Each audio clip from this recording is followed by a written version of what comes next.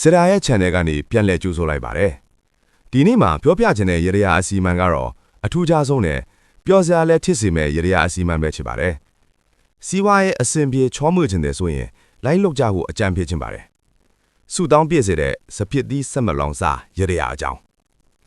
ဒီဇင်ဘာလ31ရက်နေ့ည12နာရီမှာစပစ်သီး12လုံးကိုစားပွဲခုံအောင်မှာထိုင်စားမယ်ဆိုရင်နှစ်သက်မှာရီစားတစ်နဲ့ပျော်ရွှင်ကြည်နူးရမှာဖြစ်ပါတယ်တဲ့။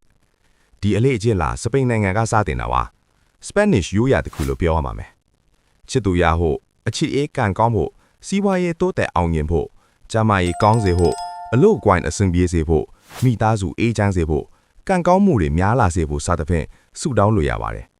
စပစ်သီးတစ်လုံးကလားတလကိုရည်ညွှန်းပါတယ်စပစ်သီး12လုံးဆိုတာ12လအတွက်ထွက်ပါတယ်လားတလစီအတွက်ကန်ကောင်းစေဖို့ဆုတောင်းတဲ့အထိပ္ပယ်ပါစပစ်သီးအစိမ်းရောင်သို့မဟုတ်ခရမ်းရောင်မိမိနဲ့တရစားလို့ရတယ်အဓိကစားဖို့ပဲလိုတာပါ underwear ဝိရမဝိရဆိုတာကလည်းအရန် serious ထားဖို့မလိုပါဘူးအယောင်ကလာအနေနဲ့အစိမ်းအနီအဝါစသဖြင့်ကြိုက်တယ်လို့ဝတ်လို့ရပါတယ်မဝတ်လေရပါတယ်တက်တောင့်တက်တာဖြစ်ဖို့သာအရေးကြီးပါတယ်စပစ်သီး12လုံးကြိုတင်ပြင်ဆင်ထားပါအစစ်ထုတ်ရေးစေတာအပါအစစ်လွတ်အလုံးသီးဆိုပိုကောင်းပါတယ်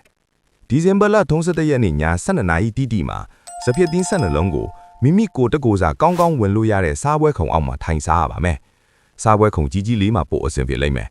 ဦးကောင်းလေးဝင်ယုံလောက်တောင်မလုံနဲ့နော်ဘေဘီတို့တငယ်ချင်းတွေအကုန်စားပွဲခုံအောင်ဝင်ထိုင်ပြီးစုစားလဲရပါတယ်ပို့ပျော်စရာကောင်းတာပေါ့နော်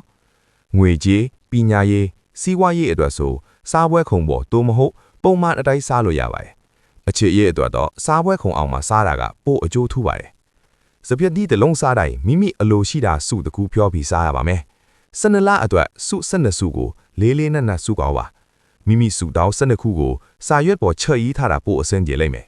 စိတ်လောပြီးမေ့တာရောထွေးကုန်တာထစ်မစိုးလို့ပါပြီးရင်စုတောင်းစာရွက်လေးကိုတင်ထားပေးမှာနော်နှစ်ကုံကနီးကြစုတောင်းဘယ်နှခုပြည့်လဲပြန်ကြည့်လို့ရတာပေါ့နော်အပျော်တပေါင်းမျိုးမလုပ်ပဲစုတောင်းတွေ 100% ပြည့်ကိုပြည့်မယ်ဆိုတဲ့စိတ်နဲ့လှုပ်စေခြင်းပါတယ်စပစ်သီးစားနေတော့ဖြစ်လာမှလားဆိုတာကိုမတွေးပဲစုတောင်းတွေကိုတေချာအာရုံပြုပြီးစုတောင်းစားပါစပစ်သီး12လုံးကို10မိနစ်အတွင်းစားနိုင်ရင်ပိုကောင်းပါတယ်စားပြီးလာနဲ့စုတောင်းတဲ့အတွက်ကျေးဇူးတင်ကြောင်းပြုလုပ်ပေးပါအားလုံးကိုကျေးဇူးတင်ပါတယ်နှစ်တင်မှာရရအစီမံကောင်းများနဲ့စီးပွားရေးတိုးတက်အောင်ကူညီမှာဖြစ်လို့ဆရာရဲ့ channel ကိုလည်း subscribe လုပ်ထားကြဖို့တိုက်တွန်းလိုက်ပါတယ်